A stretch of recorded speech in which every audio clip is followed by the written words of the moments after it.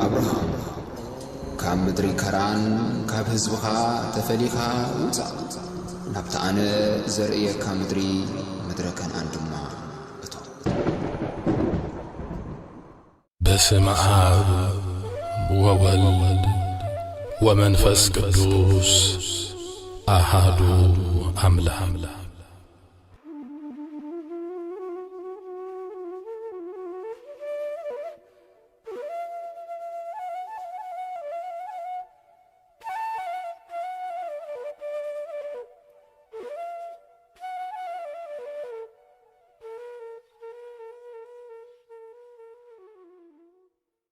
ቅዱስ ጴጥሮስ ንጎይታና ንሳልሳይ ሳዕ ኣብ ዝኸሓደሉ ግዜ ጎይታ ኢየሱስ ካብ መጋበያ ኣይሁድ ናብቲ ዝሓድረሉ ስፍራ ይውሰድ ነበረ።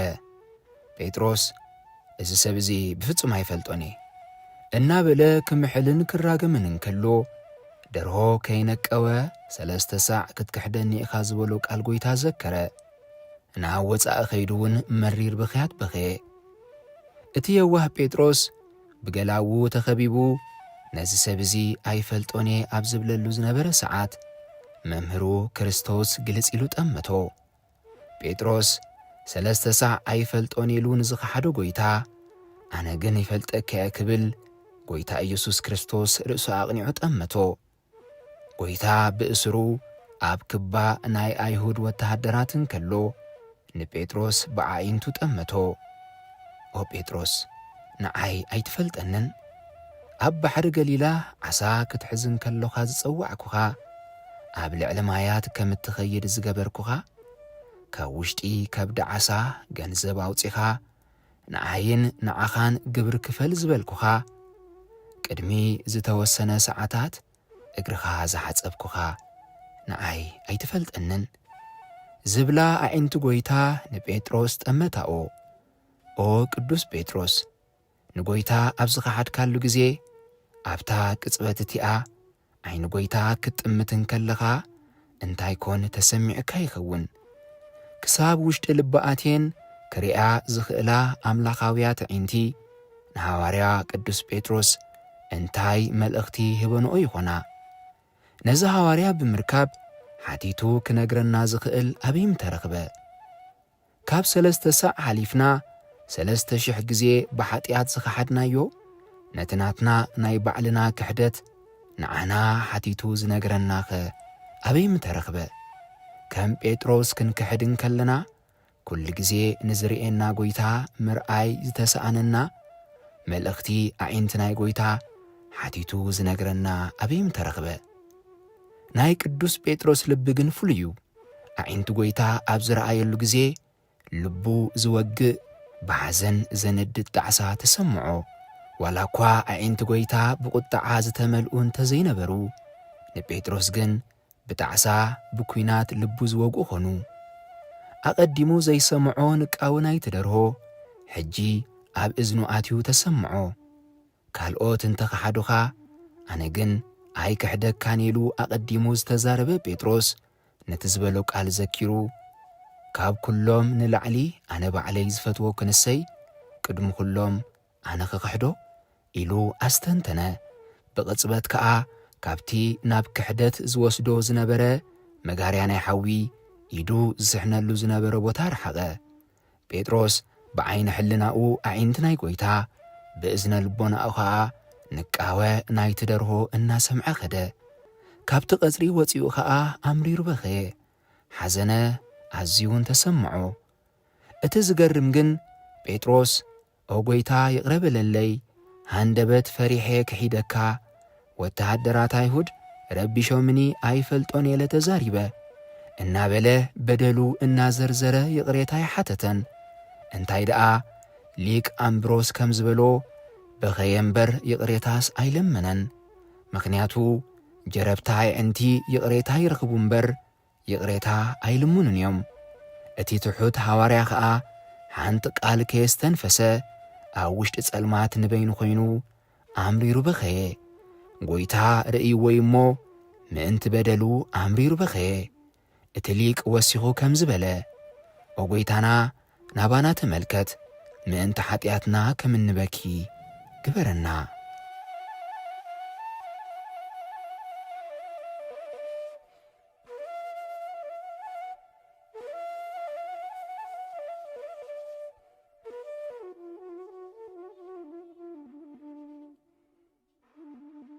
نبعات برقص حيل اللوو ود سب نتحيال እግዚአብሔር ዝስዕሮ ብንብዓትዩ እግዚአብሔር ኣብ ዝነብዑ ኣዒንቲ ኣይጨክንን እዩ።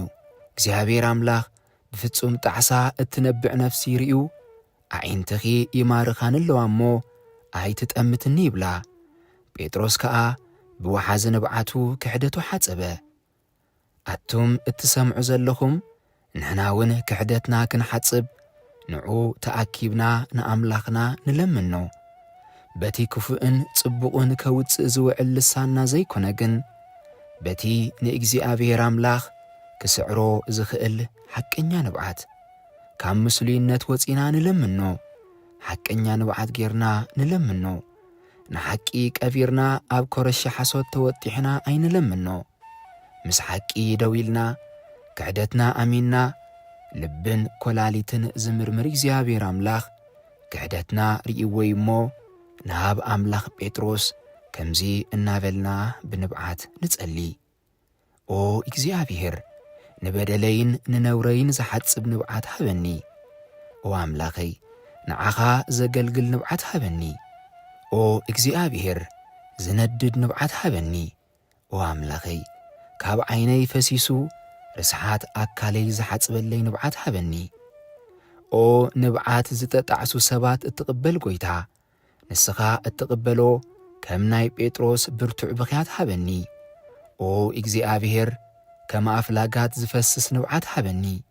ዘየቋርጽ ንብዓት ውሒዝ ኣፍስሰለይ። ጐይታይ ዕሽሽ ከም ዘይትብለንን ከም ዘይትገድፈንን ይፈልጥ እየ። ንዘይ ምእማነይ ግን ርዳእ ናትካ ትሕትና ኣብ ልበይ ከስፍሮ ሓግዘኒ።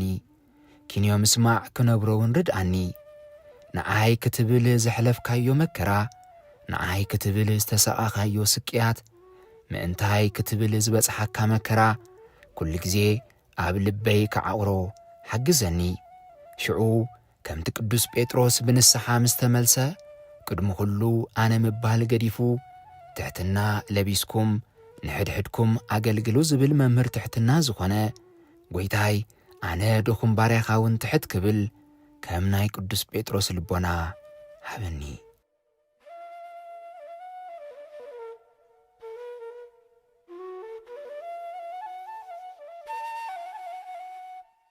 ጐይታይ ናትካ ትሕትና እኮ መወዳድርቲ የብሉን።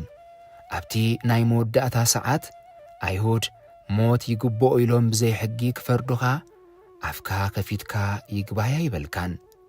ሊቃነ ካህናት ነቲ ናይ ክፍኣት ጉባኤ ብዓመፅ ምስ ዓፀውዎ ከም ገበነኛ ብስርዓት ኣየፋነውኻን።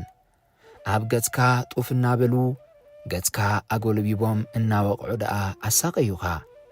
ተነብየልና ሃራሚኻ መን እዩ?